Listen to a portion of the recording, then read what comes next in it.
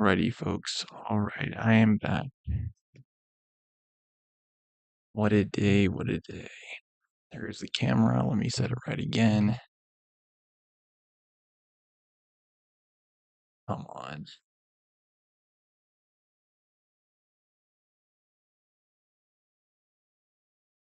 Deactivate.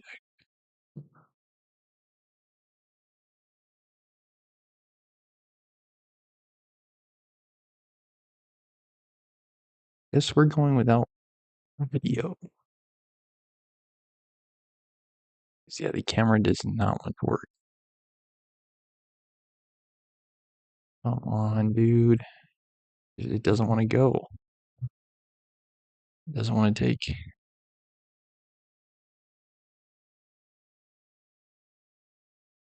That's just not working at all now. Okay. Alright, guess today, again, there will be no video. If that worked temporarily. See if I can coax it.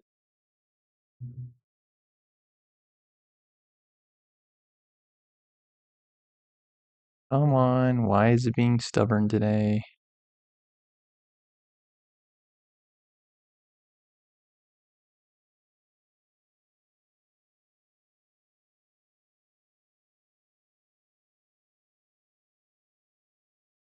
No dice. I'll just keep it like this. It's just not working for me at all.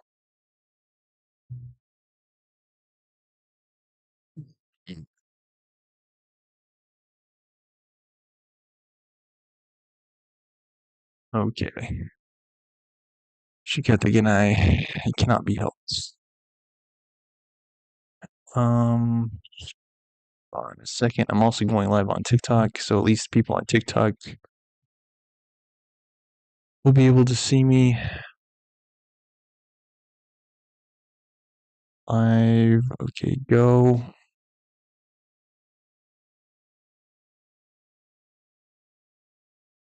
Ready, folks. I will begin with the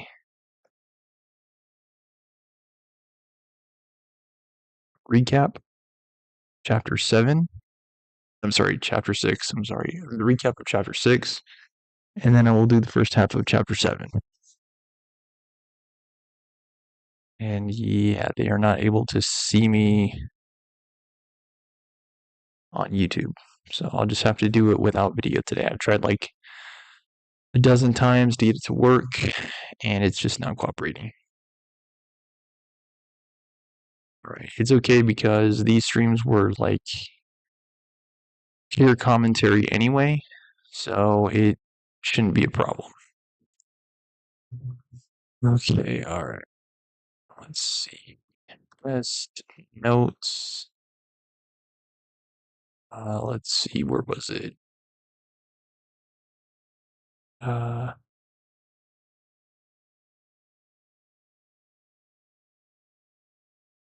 it is, best notes.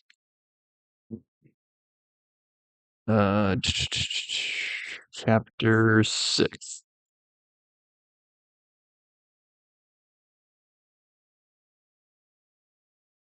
Okay.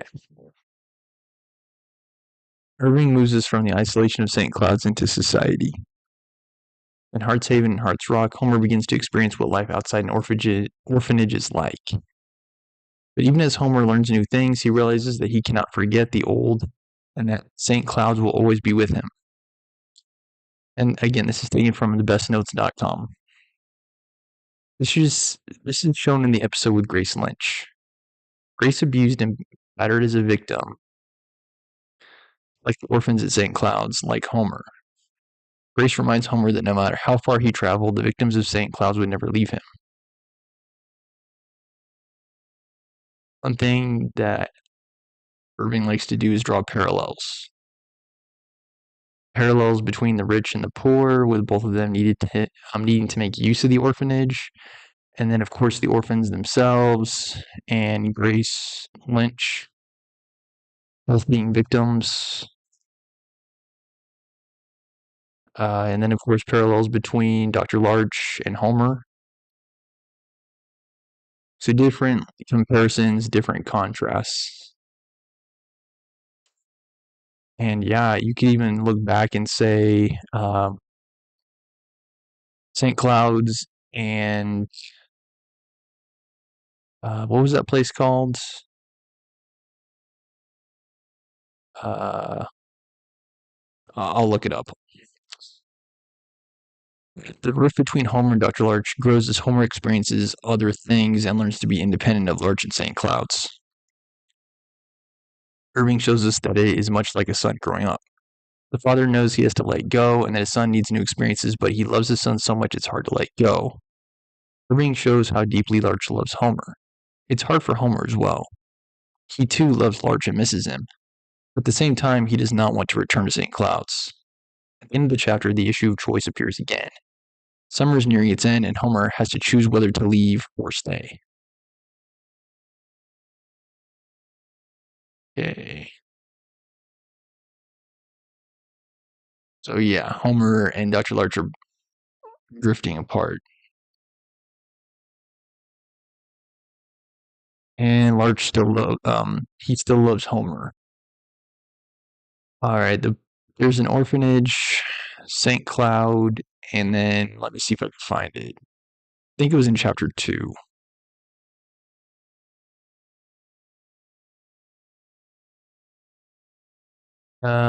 Let's see.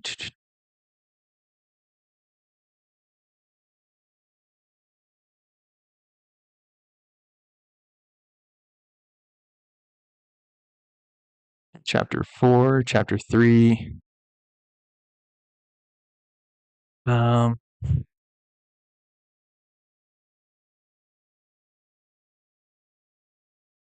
yeah, it is called Off Harrison. I could not think of the name for the life of me.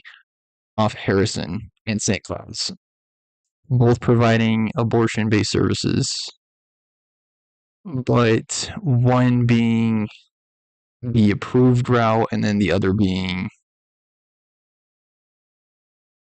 the um maybe not necessarily the easier route, but the way that allows them to circumvent, I guess, negative perceptions about the abortion. It's like under the table kind of deal. It's an expression. It's like they do it so that way they don't draw attention, I think. Hello, Danny. Hello, all. We are reading chapter 7.1 of Cider House Rules. And I just got done with the chapter 6 notes. And it basically emphasizes Homer's experiences away from St. Cloud's. It didn't really talk as much about the drive-in, but it more or less shows that Homer's having new experiences away from St. Cloud's. Okay.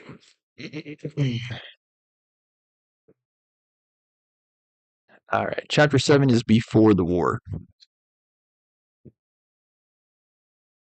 And hold on, before I begin reading, let me take a look here to see if I can see the end of the chapter. Okay, 329. And 273. Look at math here. That's 27. 27 plus 29. 56, right? Yeah. Okay. So half of 56 is one. No, it's 26. Wait, no. 56. So 56 is 28. Yeah, I think. Mathematics. 28 plus 273. So today we're going to stop at 301, right? Yeah. I'm telling you guys, math was not my strong suit. Okay. 301 is what we'll stop at today. One day in August, a blizzard sun hung over the coastal road between York Harbor and Ogunquit. It was not the staring sun of Marseille, and not the cool, crisp sun that blinks in much of the coast of Maine at that time of year. It was at St. Cloud's, sunlight, steamy and flat, and Melanie was irritated by it and sweating when she accepted a ride in a milk truck that was heading inland. She knew she was in south of Portland, and that there was relatively little of the Maine coast that lay south of Portland. But it had taken her these months to search the apple orchards in this limited vicinity. She was not discouraged. She knew she had some bad luck, and that her luck was due to improve. She managed to pick the pockets of several citizens of Portland. It tided her over for a while. Gotten in trouble with some Navy men whose pockets she tried to pick. In Kittery, she managed not to have sex with the men. They had broken her nose, which had healed crookedly, and they had chipped her two front teeth, the big uppers. Not that she tended to smile a lot anyway, but she had since adopted a rather close-mouthed and tight-lipped expression. The first two orchards she visited here were in view of the ocean, but they were not called Ocean View. And no one in either orchard had ever heard of Ocean View orchards. She then found an inland orchard where someone told her he had heard of an Ocean View, but that he was sure it was just a name. The place wasn't anywhere near the coast. She took a job washing bottles in a brewery in Bedford. She quit it as soon as she'd managed some traveling money. The orchard between York Harbor and Ogunquit turned out to be called York Farm, which looked as plain as its name. But Melanie told the milk truck driver to let her out there anyway. It was at least an apple orchard. Someone might have heard of Ocean View. The foreman at York Farm took one look at Melanie and assumed she was a would-be picker, trying to get work ahead of the migrants. You're about 3 weeks early, he told her. We're only picking the Gravensteins this month, and I don't need help picking them. Aren't that many. You heard of an orchard called Ocean View? Melanie asked the foreman. You used to pick there? Foreman asked. No, I'm just looking for it, Melanie said. It sounds like a rest home, the foreman said, but Melanie didn't even smile. He stopped being friendly. You have any idea how many places there must be in Maine called Ocean View? He asked. Melanie shrugged. If they were hiring a York farm in 3 weeks, she thought she wouldn't mind staying. Some of the other pickers might have heard of the place where Homer Wells had gone. You got anything for me to do? Melanie asked the foreman. In 3 weeks, if you knew how to pick, he added. There can't be much to picking apples, Melanie said. You think it's easy? Foreman asked. Come here, he said. Walked her through the dingy apple mart. Two older women were hand-lettering a wooden price list. The first orchard behind the apple mart, the foreman proceeded to lecture Melanie on the art of apple picking. You take an apple with its stem, the foreman said. Just above the stem is the bud for next year's apple. That's the spur, he said. Pull the spur, you pull 2 ears in one. He demonstrated to Melanie how to twist the apple. Twist, don't pull, he told her. Melanie reached into the tree and twisted an apple free. She did it correctly. She looked at the foreman and shrugged. She took a bite of the apple, which wasn't right. She spit out the bite and threw the apple away. That's a northern spy, the foreman explained. Pick them last. They're not ready before October. Melanie was bored. She started back toward the apple mart. I'll give you 10 cents a bushel, the foreman called after her. Only a nickel and a bushel for drops, or if you bruise the fruit. You look pretty strong, he said, following after her. You get the hang of it, you might pick 90 bushels a day. I've had guys here doing 100 bushels. That's $10 a day, he said. I'm back in 3 weeks. He added, stopping next to the women working on the sign in the apple mart. Melanie was already back on the road. I'll be somewhere else in 3 weeks, she said to the foreman. Too bad, the foreman said. He watched her walk down the road, headed down toward the coast. She looks strong, he said to one of the women in the mart. I bet she weighs about 160. She's just a tramp, the woman said. About a mile away from the apple mart, Melanie walked by an orchard where two workers were picking Gravensteins. One of the men waved to her. Melanie started to wave back, but thought better of it. She was not more than 100 yards past the men when she heard their pickup truck coming after her. The truck pulled up next to her, off to the side of the road, and the driver said to her, "You look like you lost your sweetheart. Good thing you found me." The man on the passenger side of the truck opened the door before the truck stopped rolling. "You better leave me alone, Buster," Melanie said to the driver. The third man was already around the truck, coming closer. Melanie hopped over the road ditch and ran into the orchard. The man pursued her, whooping. The driver killed the truck motor and joined the chase. He left his door open. He was in such a hurry. There was nowhere to hide, but the orchard seemed endless. Melanie ran down one row between the trees, then up another. The first man to chase her was gaining on her, but she noticed that the driver lagged farther and farther behind. He was a big, slow man, and he was huffing and puffing after he passed 5 or 6 trees. Melanie was huffing and puffing herself, but she ran with a certain even strength. Although first, she was huffing and puffing herself, she ran with certain even strength. Although the first smaller man was gaining on her, she could hear him breathing harder and harder. She crossed a dirt road into another orchard.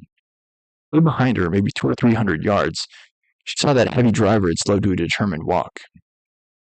"Get her, Charlie," he called to the faster man. To Charlie's surprise, Melanie stopped and turned to face him. She caught her breath fairly quickly, and she ran at Charlie. She moved low to the ground, a kind of animal whine in her throat, and the man called Charlie did not have time to stop and catch his breath before she flung herself upon him. They fell together. When she felt her knee against his throat, she jounced on him. He made a choking sound and rolled on his side. Melanie jumped up to her feet. She stamped twice on his face. When Charlie managed to turn over on all fours, she jumped up high as she could and landed with both feet on the small of his back. He was already unconscious when she pinned his arms behind him and bit his ear. He felt her teeth meet. She let him go and knelt beside him. She caught her breath again, then she spit on him. She stood up. She saw that the heavy man had managed only to cross the dirt road into the second orchard. "Charlie, get up," he said, wheezing. Charlie didn't move. Melanie rolled Charlie over on his back and undid his belt. He tugged it roughly through the loops until she had the belt off him. Big Man, the driver, was now only 3 or 4 apple trees away from her. She wound one end of the belt twice around her wrist and fist. When she let her arm hang at her side, the buckle end of the belt touched the top of her foot. Big Man stopped, only 2 trees away from her. "What'd you do to Charlie?" he asked her. Melanie started swinging the belt. She swung it around and around her head, faster and faster. The square brass belt buckle began to whistle. Melanie advanced on the heavy driver, a man in his late 40s or early 50s. His hair was gray and thin, and he applied a paunch thrust ahead of himself. He stood his ground for a moment and watched Melanie come nearer to him. The belt was a broad strap of sweat and oil-stained leather. The brass buckle was the size of a man's palm, with its square edges hummed through the air like a north wind. It made a sound like a scythe. "Hey," the fat man said. "Hey, what, Buster?" Melanie said. He suddenly lowered the belt and cracked the buckle across one of the man's shins, where it lifted up a flap of blue jeans and skin that looked like a torn dollar bill. When the man bent over to grab his legs, she let the belt buckle across the side of his face. He sat down suddenly and put his hand to his cheek, where he discovered a gouge, the approximate length and thickness of a cigarette. He hadn't the time to contemplate this wound before the belt buckle smacked him squarely across the bridge of his nose. The force of the blow and his pain temporarily blinded him. He tried to cover his head with one arm while he groped for Melanie with the other, but she found it easy to hit him everywhere, and he quickly drew up his knees to his chest and covered his face and head with both arms. The buckle raked and nicked his spine for a while, then she stopped using the buckle end on him. She just strapped him with the flat end of the belt across the back of his legs and his bottom. It seemed she would never stop. "Are the keys in that truck, Buster?" she asked in between blows. "Yes," he cried, but she hit him some more before she left him. He took the belt with her, walking back through the first orchard, occasionally taking a swipe at an apple with the tip of the belt. with which he had developed some skill. The man called Charlie regained consciousness, but he didn't move or open his eyes. Is she gone, Charlie? That man asked after a while because he hadn't moved or opened his eyes either. I hope so, Charlie said, but neither of the men moved until they heard Melanie start the truck. It crossed her mind that she was in debt to Dr. Larch for once getting her a job where she had learned to drive. It was a passing thought. He turned the truck around and drove back to the Apple Mart, where the foreman was surprised to see her. He told the foreman in front of the women who were working on the sign that two of his men had tried to rape her. One of the men, the fat one, was married to the woman who was hand lettering the sign. Melanie said to the foreman that he could fire those two men and give her their jobs. I could do whatever the two of them do, and better than they do it, Melanie said. Or else, she said to the foreman, he could call the police and she'd tell the police how she'd been attacked. The woman whose husband had assaulted Melanie was pale and silent, but the other woman said to the foreman that what she said earlier. She's just a tramp. What do you want to listen to her for? I can do everything you do too, Melanie said to the woman. Especially everything you do on your back. You pick your shit on your back, Melanie said, and she flicked the flat end of the belt toward the woman, who jumped away as if the belt were a snake. Hey, that's Charlie's belt, the foreman said. Right, said Melanie. The echo of Homer Wells nearly brought tears to her eyes. Charlie lost it. Yeah. She went to the truck and took out her buckle. Her few things, which were all wrapped in Mrs. Grogan's coat. She used the belt to cinch the coat and its contents more securely together. I can't fire those guys, the foreman told her. They've worked here all their lives. So call the police then, Melanie said. She's threatening you, the fat man's wife said to the foreman. No shit, Melanie said. The foreman got Melanie settled comfortably in the cider house. Can't stay here, at least until the picking crew comes, he said. I don't know if you want to stay here when they're here. Sometimes there's women with them, sometimes there's kids. But if it's just men, I don't think you want to stay here. They're Negroes. It'll do for now anyway, Melanie said, looking around. There were fewer beds than there were in the Worthington cider house, and it was a lot less neat and clean. The Oak Farm was a much smaller, poorer orchard than Oakview, and there was no one there who cared very much about the style and shape of the quarters of the migrants. Oak Farm was without an Olive Worthington. The vinegar smell was stronger in the Oak Farm cider house, and behind the press were dried clots of pomace that clung to the wall like purple scab. There was no stove in the kitchen section, just a hot plate, which tended to blow the old fuses. There was one fuse box for the pumping grinder, and the low watt overhead bulbs. The light in the refrigerator was out, but this at least made the mold less visible. It was fine for Melanie, who'd contributed lastingly to the history of the many wrecked rooms in both the abandoned and the lived-in buildings of St. Cloud's. This ocean view. The one you're looking for? The foreman asked. How come you're looking for it? I'm looking for my boyfriend, Melanie told him. She has a boyfriend? The foreman wondered. He went to see how the men were doing. The fat man, whose wife had accompanied him to the hospital, although she had not spoken to him, had worn it for more than 3 months, sat rather placidly through his stitches. Yet he grew quite excited when the foreman told him that he'd fixed Melanie up in the cider house and had given her a job, at least through the harvest. You gave her a job? The fat man cried. She's a killer. And you better keep out of her way, the foreman told him. If you get in her way, I'll have to fire you. You damn near made me already. That man had a broken nose and needed a total of 41 stitches. 47 in his face and 4 in his tongue where he had bitten himself. The man called Charlie was better off in the stitches department. He required only 4 to close the wound in his ear. But Melanie had cracked 2 of his ribs by jumping on him. He'd received a concussion from having his head stamped on.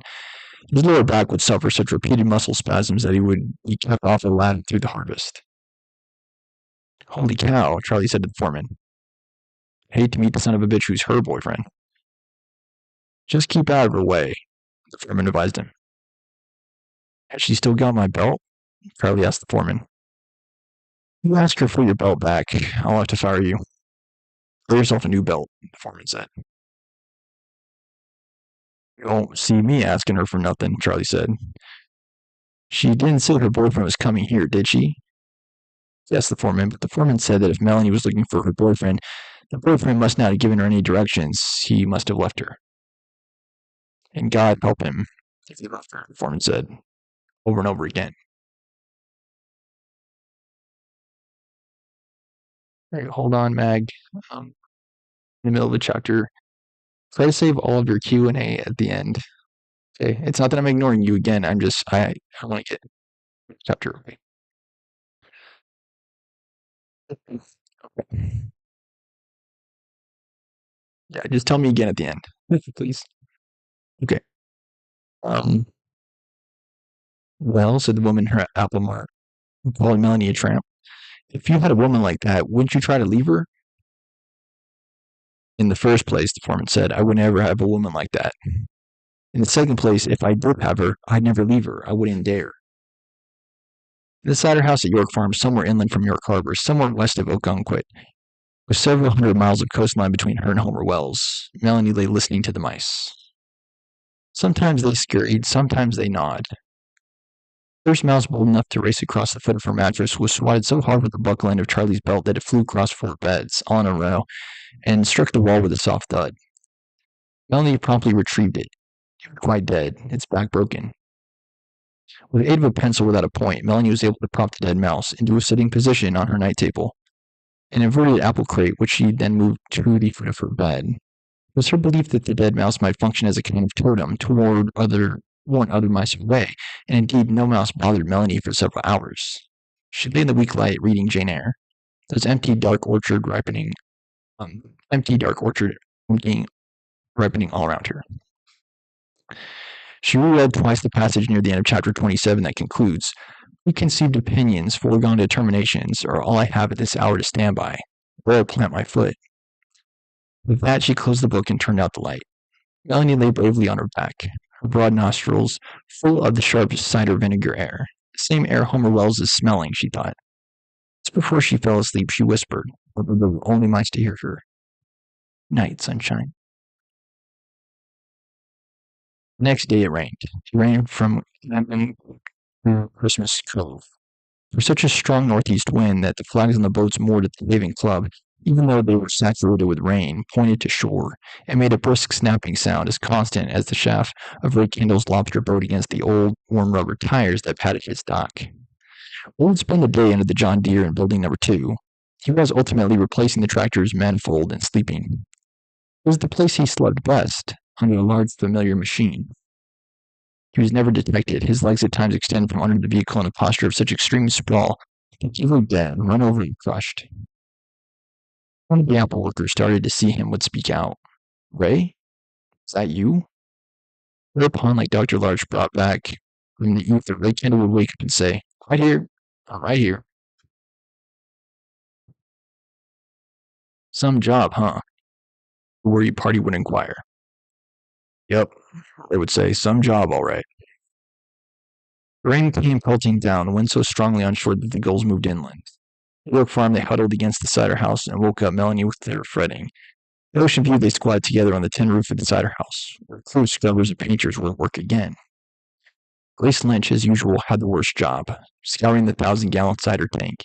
She was kneeling inside the vat, and the sound of her movements in there impressed the others with a kind of furtive energy as if an animal were scrounging for a nest or its dinner. Meanie Hyde had left the cider house on what his wife, Florence, called another bullshit errand. Meanie had determined that the fan bolt on the conveyor was loose, and so he removed it, and said he was taking it to Ray Kendall to see what Ray could do about it. So what's Ray going to do with a loose fan belt? Florence asked Meanie. Order a new one or take a piece of that one, right? I suppose, Meanie said wearily. What do you need the conveyor for today? Florence asked. I'm just taking it to Ray, Meanie said peevishly. You don't want to work too much, do you? Florence said, and Meanie shuffled out into the rain. He smiled and winked at Homer Wells as he was climbing into the pickup. I've got a lazy husband, Florence said happily. That's better than some other kinds, said Irene Titcomb. Everyone automatically looked in the direction of the 1,000-gallon vat where Grace Lynch was feverishly scrubbing. Irene and Florence, who had patient, steady hands, We're painting the sashes of the window trim in the bedroom wing of the cider house. Homer Wells and Big Dot Taft and Big Dot's sister, kid sister, Deborah Pettigrew, were painting the kitchen with broader, more carefree strokes. I hope you don't feel I'm cramping you, said to Deborah and Homer. I ain't your chaperone or nothing. If you want to make out, just go right ahead. Deborah Pettigrew looked embarrassed and cross, and Homer smiled shyly. It was funny, he thought, how you have 2 or 3 dates with someone. You just kiss them and touch them in a few odd places, and everyone starts talking to you as if you've got doing it on your mind every minute. Homer's mind was much more on Grace Lynch in the vat than it was on Deborah Pettigrew, who stood right beside him painting the same wall. When Homer encountered the light switch by the kitchen door, he asked Big Dot Taft if he could just paint all around it, or let Florence and Irene, with their smaller brushes, trim it more neatly.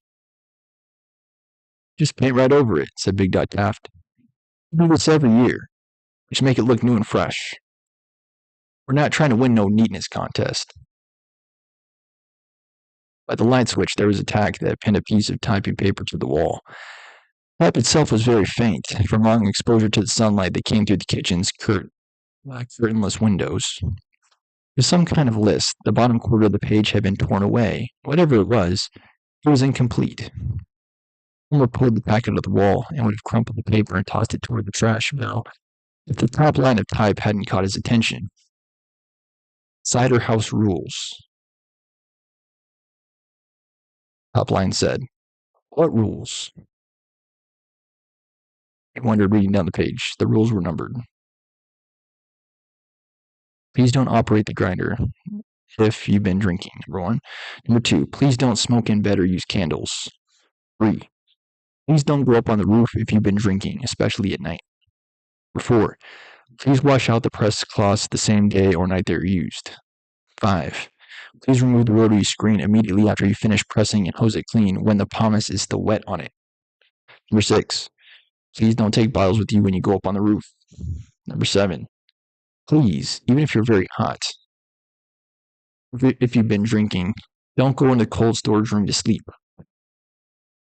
8, please give your shopping list to the crew boss by 7 o'clock in the morning. 9, there should be no more than half dozen people on the roof at any one time. There were a few more rules. Homer couldn't read them because the page had been ripped off.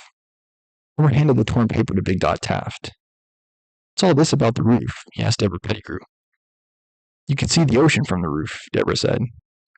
That ain't it, said Big Dot Taft. Now you can see the Ferris wheel and the carnival lights in Cape Kenneth. Big deal, said Homer Wells. It's no big deal to me either, Big Dot Taft said. Those darkies really like it.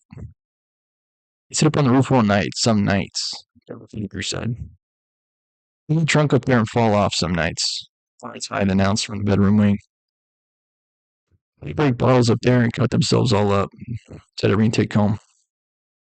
Well, not every night they don't, said Big Dot Taft. One night one of them got so drunk and sweaty running the press that he passed out in cold storage and woke up with pneumonia, Pettigrew said. You don't exactly wake up with pneumonia, said Wells. It's more complicated than that. Excuse me, Deborah said sulkily. Anyway, nobody pays attention to them rules, Big Dot Taft said. Every year Olive writes them up, and every year nobody pays no attention. All the picking crews we ever had are just children, said Florence Hyde. If Olive didn't go shopping for them every day, they'd starve. They never get themselves organized, Irene Titcomb said. One of them got his whole arm caught in the grinder, Big Dot Taft recalled. Not just his full hand, his whole arm. Yuck, said Deborah Pettigrew. Yuck is where his arm was, all right, said Florence Hyde. How many stitches? Asked Homer Wells. You're really curious, you know that? Deborah Pettigrew asked him. Well, they don't do no harm except to themselves, said Irene Titcomb philosophically. What's it matter if they want to drink too much and roll off the roof? Wasn't nobody ever killed there, was there?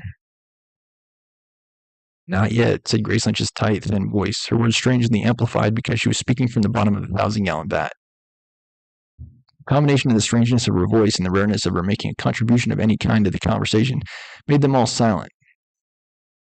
Everyone was just working away when Wally drove up in the green van with Louise Toby. He dropped Louise off with her own bucket and brush and asked the rest of them if they needed anything. More brushes? More paint?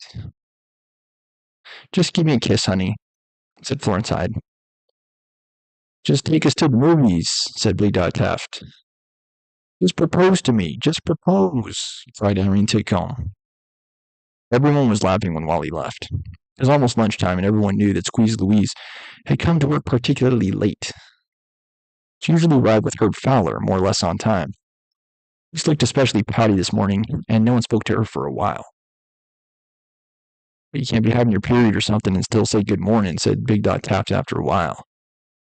Good morning, said Louise Toby. La-dee-da, said Irene Titcomb. Barbara Pettigrew bumped Homer in the side. When he looked at her, she winked. Nothing else happened until Herb Fowler drove by and offered to take everyone to the Drinkwater Road diner for lunch. Homer looked at the vat, but Grace Lynch made no appearance over its rim. She just continued her scratching and hissing noises in the vat's bottom. She wouldn't have accepted the invitation anyway. Homer was thinking he probably should have accepted it to get away from Grace Lynch, but he had promised himself to investigate the roof of the cider house. He wanted to find the spot that had glinted at him so mysteriously in the moonlight. Now he'd heard about the cider house rules. Now you could see the ocean and Cape Kenneth Ferris wheel. From the roof, he wanted to climb up there even in the rain. He went outside with all the others, thinking that Grace Lynch might assume he'd gone with them, and then he told Herb Fowler out in the driveway that he was going to stay. He felt a finger hook him in his blue jean pocket, one of the front ones, and when Herb and the others had gone, he looked in his pocket and discovered the rubber. Prophylactic's presence in his pocket urged him up on the cider house roof in a hurry. His appearance there surprised the gulls, whose sudden and raucous light surprised him. He noticed them huddle on the slope of the roof that faced away from him and away from the wind. The roof was slippery in the rain. He had to grip the corrugated grooves with both hands and place his feet very close to each other as he climbed. The edge of the roof was not too steep, or he wouldn't have been able to climb at all. Not it at all. With surprise, he found a number of planks, old 2x4s nailed to the seaward side of the roof's apex. Benches, he thought. Even at an angle, they were at least more comfortable to sit on than the tin. He sat there in the rain and tried to imagine the pleasure of the view, but the weather was much too stormy for him to be able to see the farthest orchards. The ocean was completely obscured, and he had to imagine where, on a clear night, the Ferris wheel and the carnival lights in Cape Kenneth would be. He was getting soaked. He was about to climb down when he saw the knife. It was a big switchblade, the blade end stuck into the 2x4 at the top of the roof alongside him. The handle, which fake form, was cracked in two places. When Homer was tried to extract the blade from the wood, the handle broke in two in his hands. That was why it had been left there, apparently.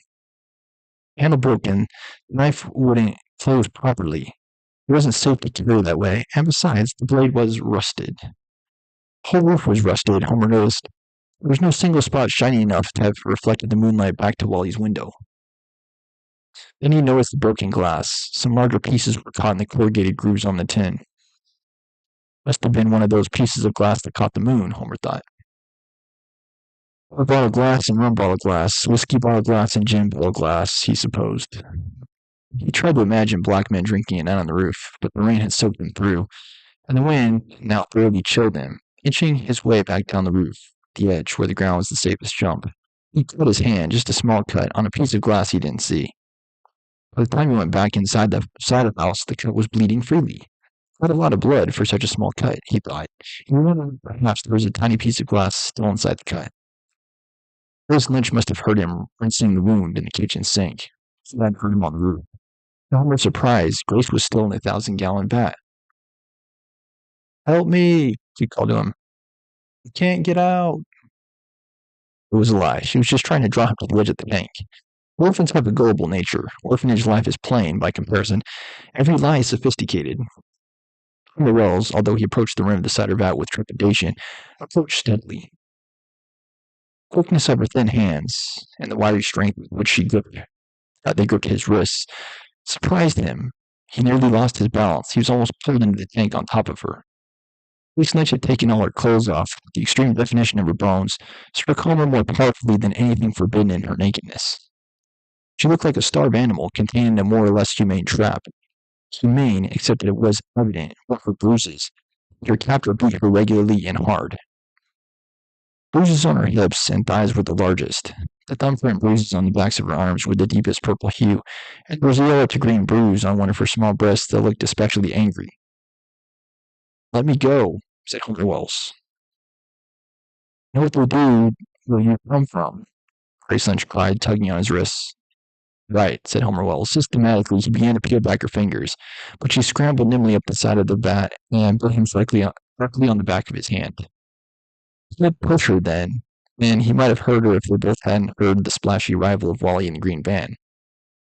Grace Lynch let Homer go and scurried to put on her clothes. Wally sat in the van in the drenching rain and peeped the horn. Homer ran outside to see what he wanted. "Get in!" Wally shouted. "I gotta go rescue my stupid father. He's in some kind of trouble at Sanborn's."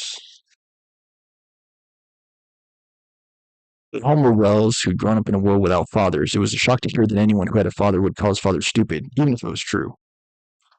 There was a packed bag of Gravensteins in the passenger seat of the van. Homer held the apples in his lap as Wally drove down Drinkwater Road to Sanborn's general store. The proprietors, Mildred and Bert Sanborn, were among Senior's oldest friends. He'd been a schoolboy with both of them, and had once dated Millie before he met Olive, and before Millie married Bert. Titus Hardware and Plumbing was next door to Sanborn's. Warren Titus, the plumber, was standing on the porch of the general store, not letting anyone inside when Wally and Homer drove into Hart's Rock. "It's a good thing you're here, Wally," Warren said, when the boys ran up to the porch.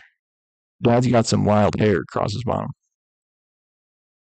In the store, Homer and Wally sat and saw that Mildred and Bert Sanborn had for the moment cornered Senior in a niche of shelves reserved for baking goods. Senior appeared to have littered the floor and much of himself without the flour and sugar within his reach. His trapped appearance reminded Homer of Grace Lynch. "What's the trouble, Pop?" Wally asked his father. Mildred Sanborn gave a sigh of relief to see Wally, but Bert wouldn't take his eyes off Senior. "Trouble, Pop," Senior said. "He got in a rage when he couldn't find the dog food," Bert said to Wally, without looking away from Senior. He thoroughly expected Senior to bolt at any moment to another part of the store and destroy it. "What did you want with dog food, Pop?" Wally asked his father. "Dog food, Pop," Senior repeated. "It's like you don't remember, Wally," Bert Sanborn said. "I told him he didn't have a dog," Mildred said. "I remember doing it to you, Millie," Senior shouted. "There he goes again," Bert said. "Senior, Senior," he said gently. "Are all your friends here?" "I have to feed Blinky," Senior said. Blinky was his dog when he was a boy, Wally Sanborn told Wally. If Blinky was still alive, Senior, Bert Sanborn said, he'd be older than we are. "Older than we are," Senior said. "Let's go home, Pop," Wally said. "Home, Pop," Senior said, but he left Homer and Wally. He let them lead him to the van. "I tell you, Wally, it's not booze," said Warren Titus, who opened the side door of the van for them. "It's not on his breath, not this time." "It's something else, Wally," Sanborn said. "What are you?" Senior asked Homer. "I'm Homer Wells, Mr. Worthington," Homer said. "Mr. Worthington," Senior asked Homer.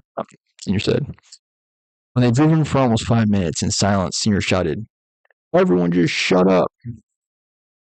When they got to Ocean View, Olive met the van in the driveway. She ignored Senior and spoke to Wally.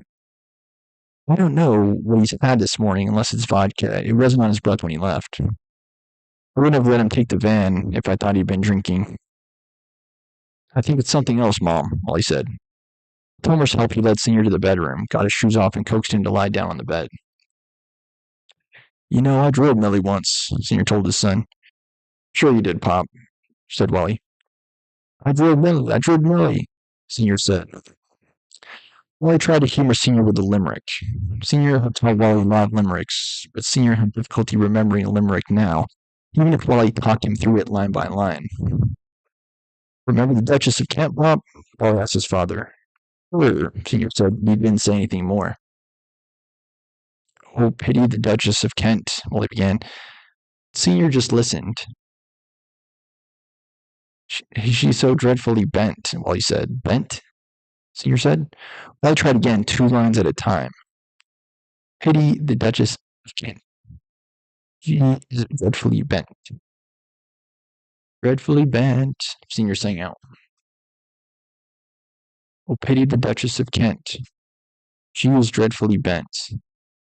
The poor wench doth stammer. I need a sledgehammer. Pan pound man into my vent. My God, thought Homer Wells. But Senior appeared to be baffled. He said nothing. Wally and Homer left him when they thought he'd fallen asleep. Downstairs, Homer Wells told Olive and Wally that he thought it was something neurological. Neurological? Olive said. What's that mean? Wally said. He heard Senior cry out from upstairs. Vent, he shouted. Homer Wells, who had a habit of repeating the pigtails of sentences, knew that Senior's repetitions were insane. The habit was the first symptom he described in his letter about Senior Worthington to Dr. Larch. He repeats everything, he wrote to Dr. Larch. Homer also noted that Senior appeared to forget the names of the most common things. He recalled how the man had become stuck asking Wally for a cigarette. He just kept pointing at Wally's breast pocket. I think the word for cigarette had escaped him, wrote Homer Wells. Homer had also observed that Senior could not operate the latch on the glove compartment the last time that Homer had driven into Sanborn's for some simple shopping. The man had the oddest habit of picking at his clothes all the time. It's as if he thinks he's got dirt or hair or lint on his clothes, wrote Homer Wells. There's nothing there.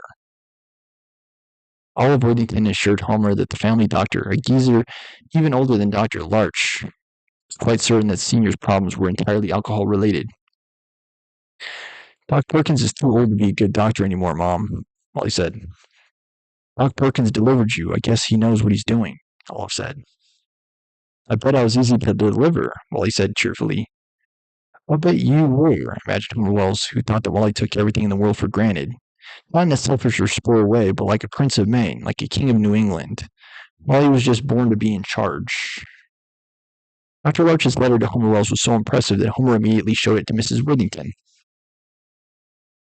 What you've described to me, Homer, sounds like some kind of evolving organic brain syndrome, Dr. Larch wrote. In a man of this age, there aren't a lot of diagnoses to choose from.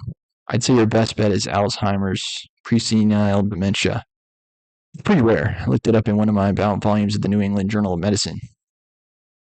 Taking imaginary lint off one's clothes is what neurologists call orphorrhgia, the process of deterioration common to Alzheimer's disease. A patient will frequently echo back what is said to him. This is called echolalia. The inability to name even familiar objects, such as a cigarette, is due to the failure to recognize the objects. This is called anomia. And the loss of the ability to do any type of skilled or learned movement, such as opening the glove compartment, is also typical. It is called apraxia. You should prevail upon Mrs. Worthington to have her husband examined by a neurologist. I know there's at least one in Maine. It's only my guess that it's Alzheimer's disease. Alzheimer's disease? Asked Olive Worthington. You mean it's a disease? What's wrong with him? I asked Homer. Wally cried in the car on the way to the neurologist. I'm sorry, Pop, he said, but Senior seemed delighted. The neurologist confirmed Dr. Larch's diagnosis. Senior Worthington was exuberant. I have a disease, he yelled proudly, even happily. It was almost as if someone had announced that he was cured. What he had was quite incurable. I have a disease. He was euphoric about it. What a relief it must have been to him, for a moment anyway, to learn that he wasn't simply a drunk. It was such an enormous relief to Olive that she wept on Wally's shoulder. She hugged and kissed Homer with an energy Homer had not known since he left the arms of Nurse Angela and Nurse Edna. Mrs. Worthington thanked Homer over and over again. It meant a great deal to Olive, although she had long ago fallen out of love with Senior. If she had ever truly loved him, this new information permitted her to renew her respect for Senior. He was overwhelmingly grateful to Homer and to Dr. Larch for restoring Senior's self-esteem, for restoring some of her esteem for Senior, too. All this contributed to the special atmosphere that surrounded Senior's death at the end of the summer. Shortly before the harvest, a sense of relief was far more prevalent than was a sense of grief. Okay, that's where I'll end for today. Oh, wait.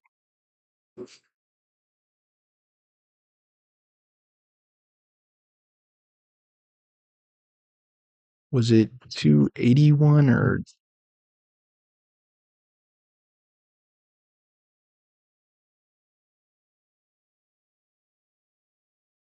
thought it was 291. 275.26.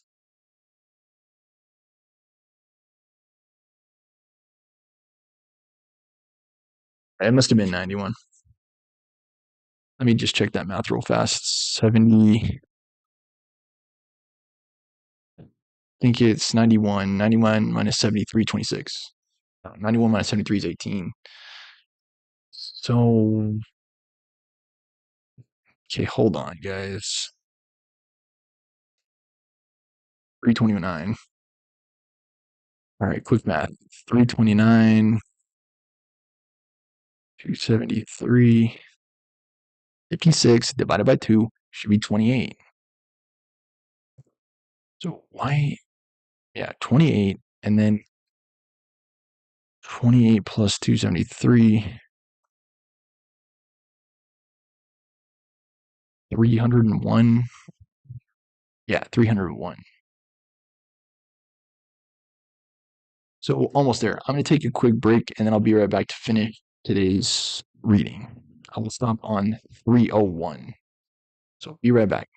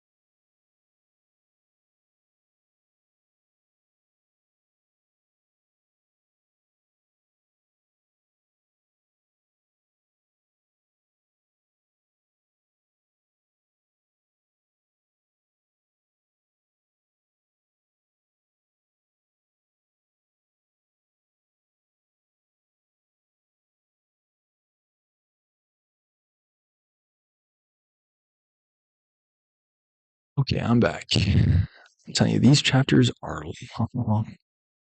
I stopped about 10 pages short of the midway. So I will continue for 10 more pages. And then, like I was telling Mag, I will take a quick Q&A at the end. All right.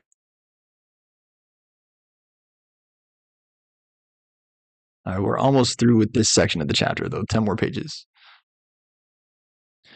That Senior Worthington was on his way to death had been certain for some time.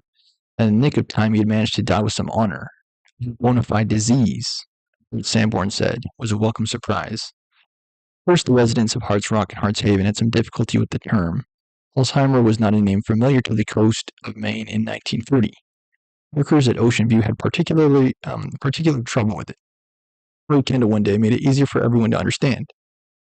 Senior got Alzheimer disease, he announced. Alzheimer. There was a disease anyone could understand. I just hope it ain't catching, said Big Dog Taft. You gotta be rich to get it, wondered Meanie Hyde. No, it's neurological, Homer Wells insisted, but that didn't mean anything to anyone except Homer.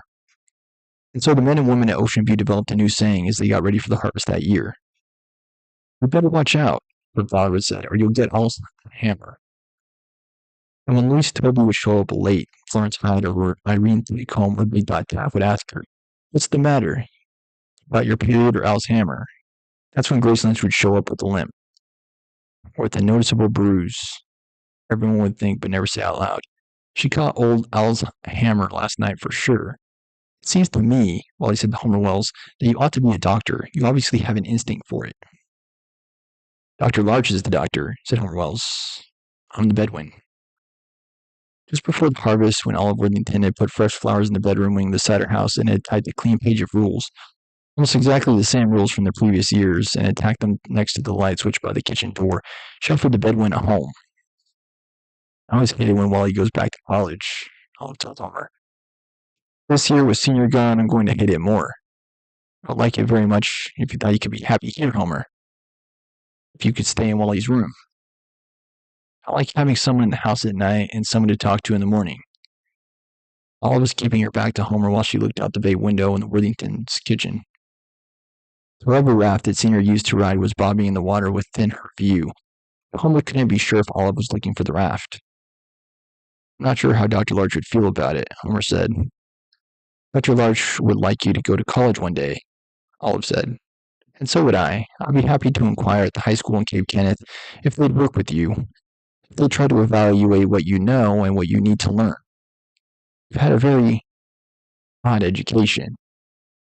I know that Dr. Larch is interested in having you take all the sciences. Homer understood that her mind must have been recalling this from a letter from Dr. Larch.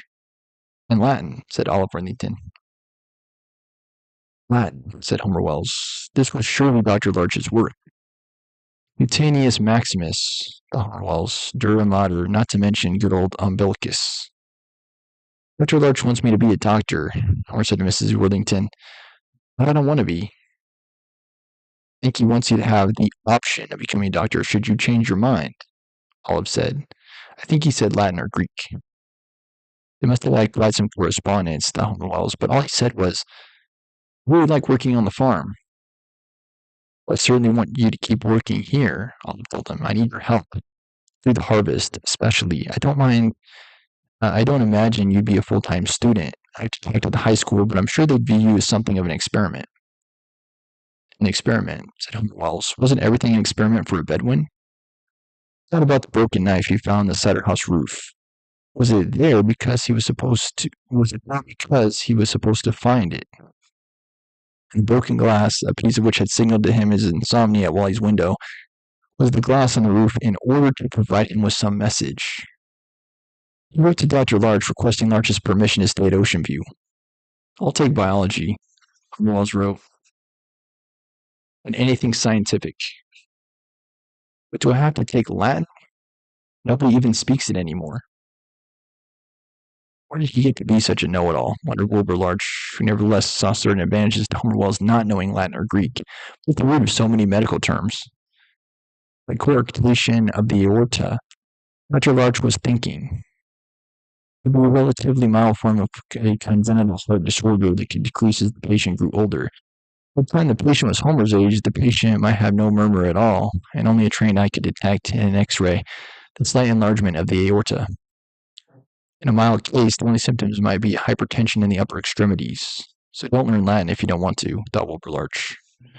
As for the best congenital heart defect for Homer Wells, Dr. Larch was leaning toward pulmonary valve stenosis. From infancy and throughout his early childhood, Homer Wells had a loud heart murmur. Dr. Larch wrote, the second just to hear how it sounded. At 21, he noted elsewhere, the heart murmur is difficult to detect. However, I find the stenosis of the pulmonary valve is still apparent in an X-ray. It might be barely detectable, he knew. Homer's heart defect was not for everyone to see. That was the point. What was necessary was let it just be there. Don't take Latin or Greek if you don't want to, Dr. Larch wrote to Homer Wells. It's a free country, isn't it? Homer Wells was beginning to wonder.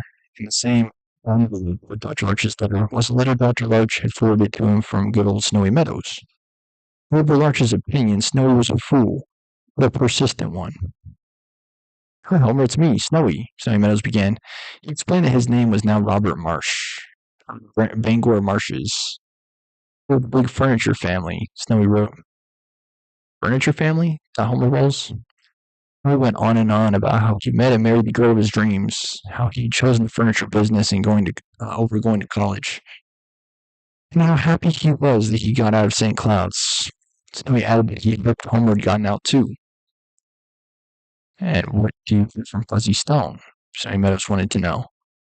Larch says Fuzzy's doing well. I'd like to write Fuzzy if you know his address. Fuzzy Stone's address, thought Homer Wells. What did old Larch mean that Fuzzy's doing well? Doing well at what? Wondered Homer Wells. He wrote to Snowy Meadows that Fuzzy was indeed doing well. He'd misplaced Fuzzy's address for the moment, but he found apple farming to be healthy and satisfying work.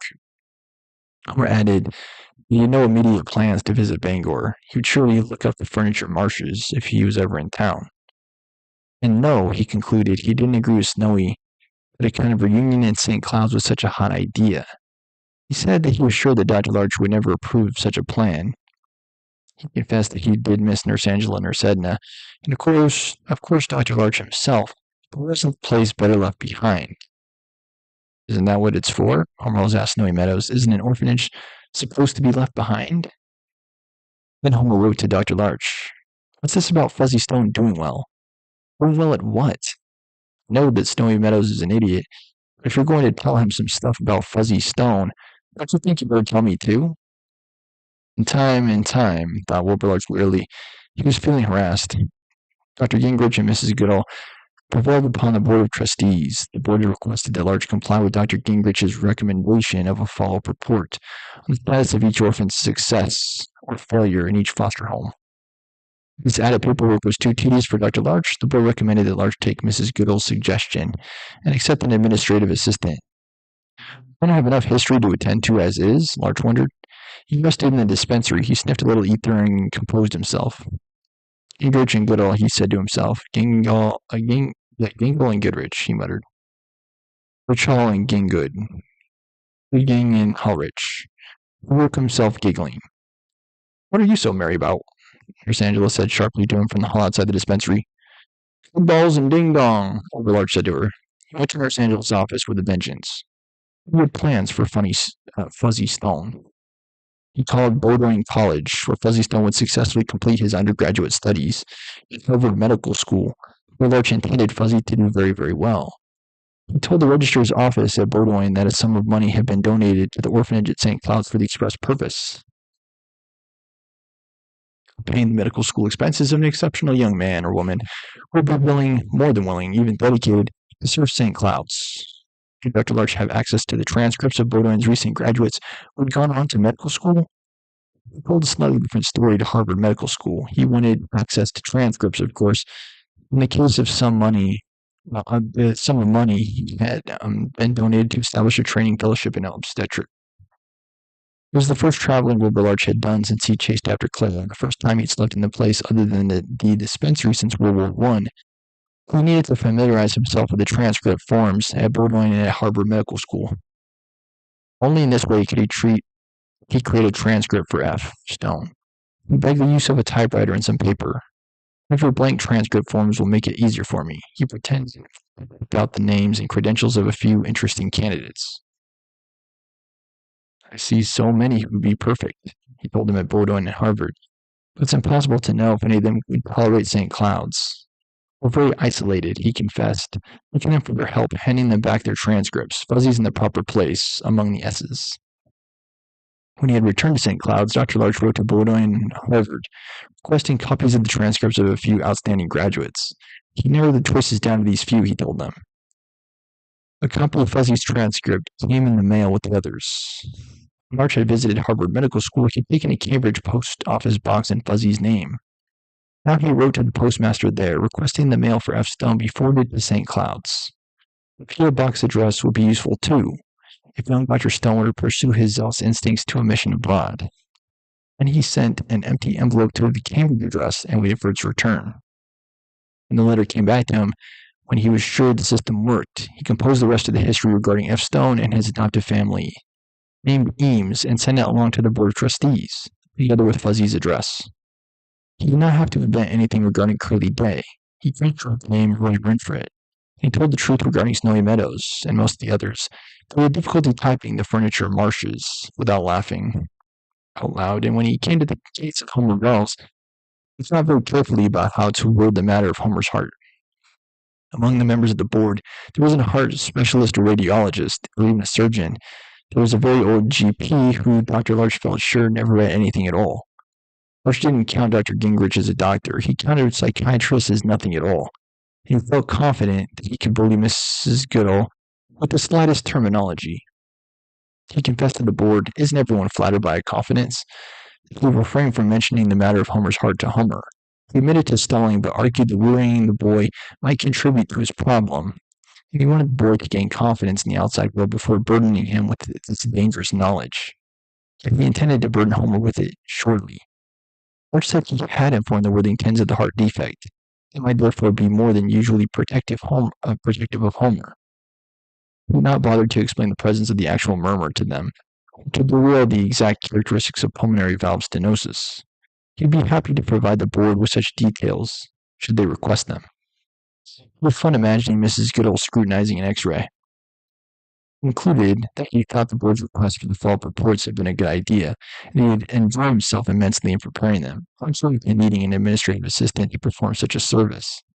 Gillard said he felt positively energized by the welcome task, since he added following up on his orphans' adoptive lives was always on his mind. Sometimes right off the top of my head, he thought. He was exhausted and forgot to circumcise a newborn baby boy whom Nurse Angela had prepared for the operation.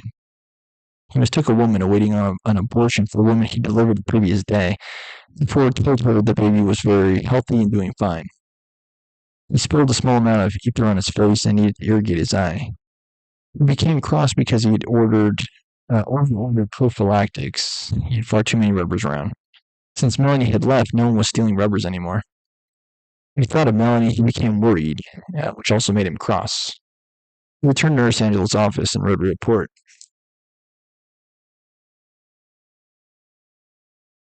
Report which was real, concerning David Copperfield's lisp. He neglected to mention that David Copperfield had been delivered and named by Homer Wells. He wrote a slightly fictitious report on the orphan called Steerforth, remarking that his delivery was so straightforward that Nurse Edna and Nurse Angela had been able to handle it entirely without a doctor's assistance. He wrote the truth about Smoky Fields, the boy hoarded food, a trait that was more common in the girls' division than in the boys'. Smoky was beginning to exhibit a pattern of insomnia that Larch had now witnessed at St. Cloud since the days of Homer Wells. The memory of those days brought instant tears to his eyes, but he recovered sufficiently to write that the Mrs. Grogan were worried about Mary Agnes Cork. She had exhibited frequent depression since Melanie's departure. He also told the truth about Melanie, although he chose not to include any acts of vandalism.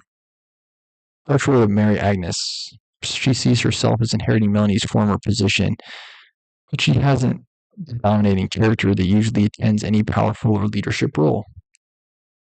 That idiot Dr. Gingrich is going to like that, Arch imagined. Role, Arch said aloud and scornfully, as if orphans had the luxury of imagining that they have roles.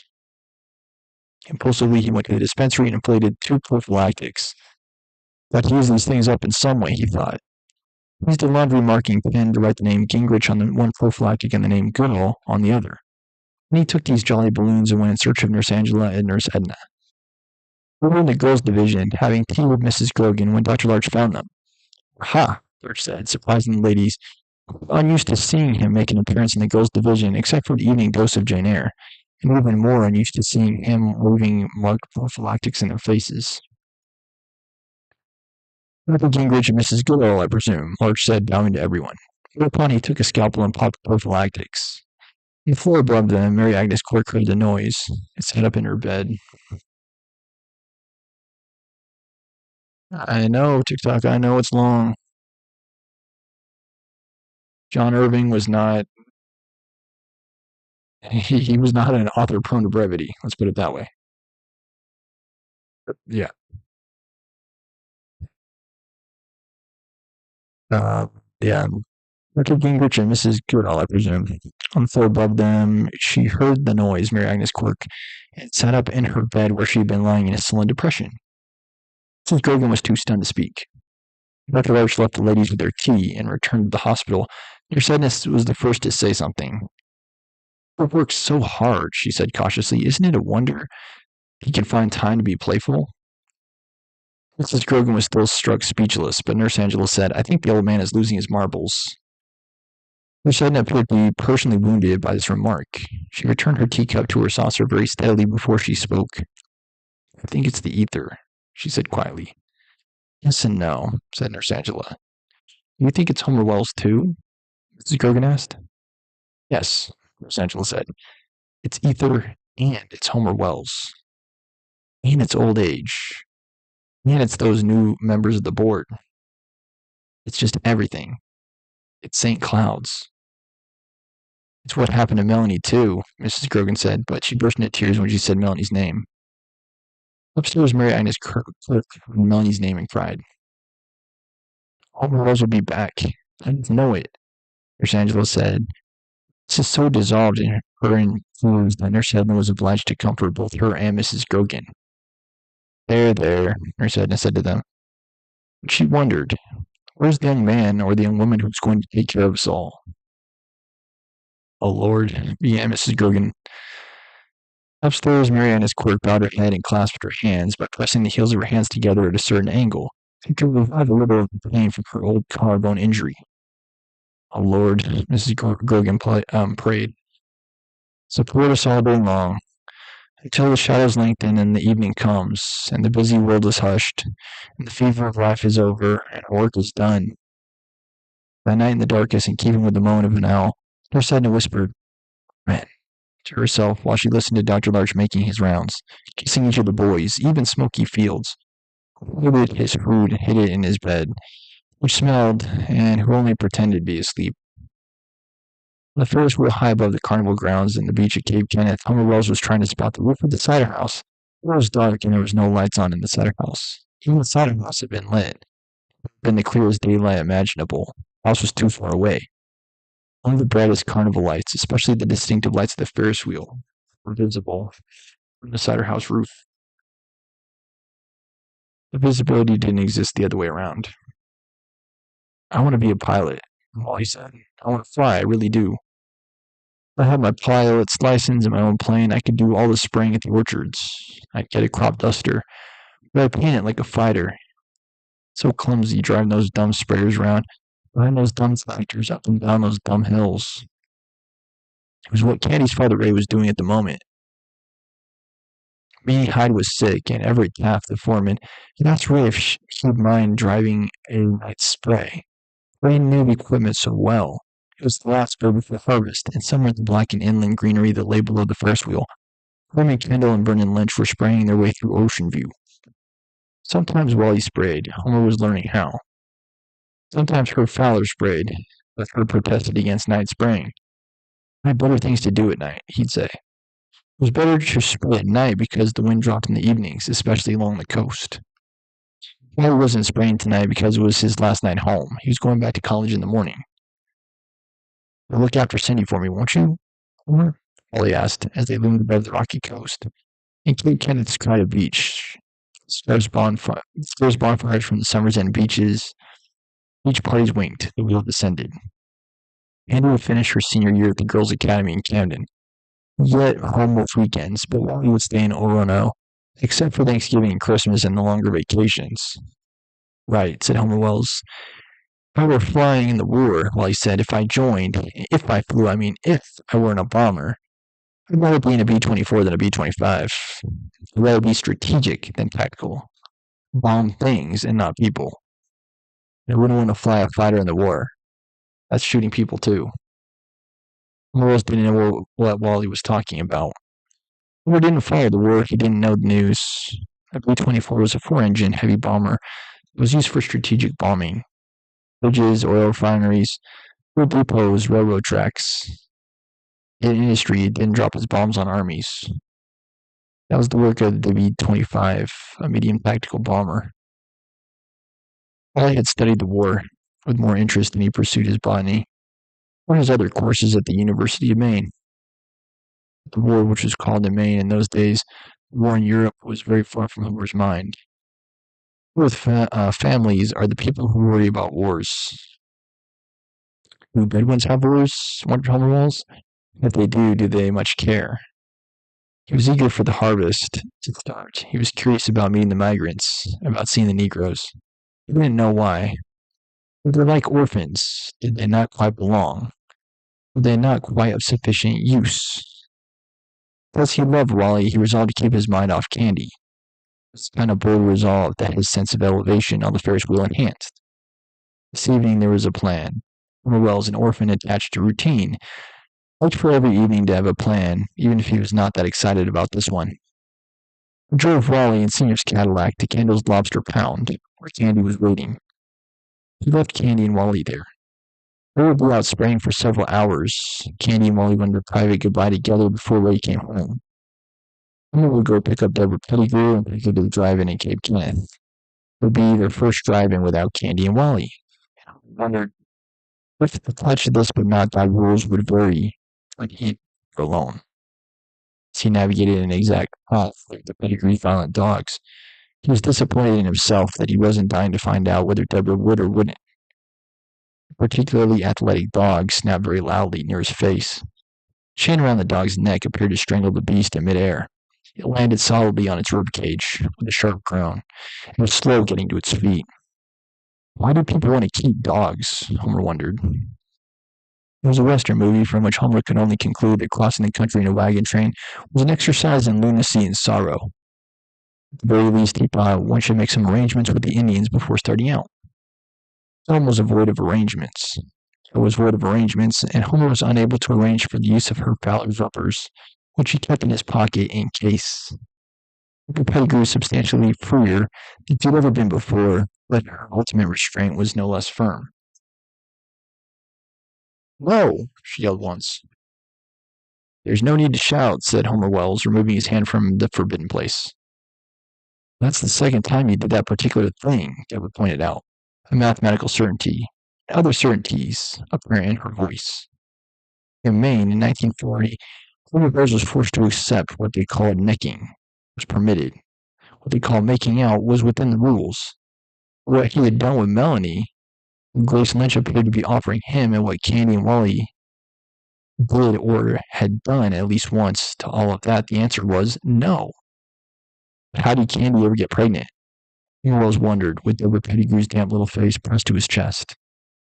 Her hair tickled his nose, but he could just manage to see over her. He witnessed the Indian massacre. With her Fowler dispensing prophylactics even faster than Dr. Larch passed them out to the women at St. Cloud's, could Wally let her get pregnant? Wally was so provided for, Homer Wells couldn't understand why Wally was even interested in war. Would an orphan ever worry that he was spoiled or untested? Is an orphan ever bored or restless, or those luxurious states of mind? He remembered that Curly Day had been bored. "Were you asleep, Homer?" Deborah Pettigrew asked him. "No," he said. "I was just thinking." "Thinking what?" Deborah asked. "How come Wally and Candy do it and we don't?" Homer asked her. Deborah Pettigrew appeared to be wary of the question, or at least she was surprised by its bluntness. She was cautious in composing an answer. "Well," she began philosophically, "they're in love, Wally and Candy." "Aren't they?" "Right," said Homer Wells. "Well, you never said you were in love with me," Deborah added, "and I never said I was with you." "That's right," Homer said. "So it's against the rules to do it if you aren't in love?" "Look at it this way," said Deborah Pettigrew. She bit her lower lip. It was absolutely as hard as she'd ever thought. If you're in love and there's an accident, if someone gets pregnant, is what I mean. And if you're in love, you get married. Wally and Candy are in love, and if they have an accident, they'll get married. Yeah, but Deborah, it wasn't an accident, and they're not married. So, they're, but good for you for practicing abstinence. Good for you, Deborah Pettigrew. Okay, all right. Yes. Any comments, questions, concerns? That was it for today's reading. Yeah. Deborah Pettigrew is not a prude. She is a prudent young person.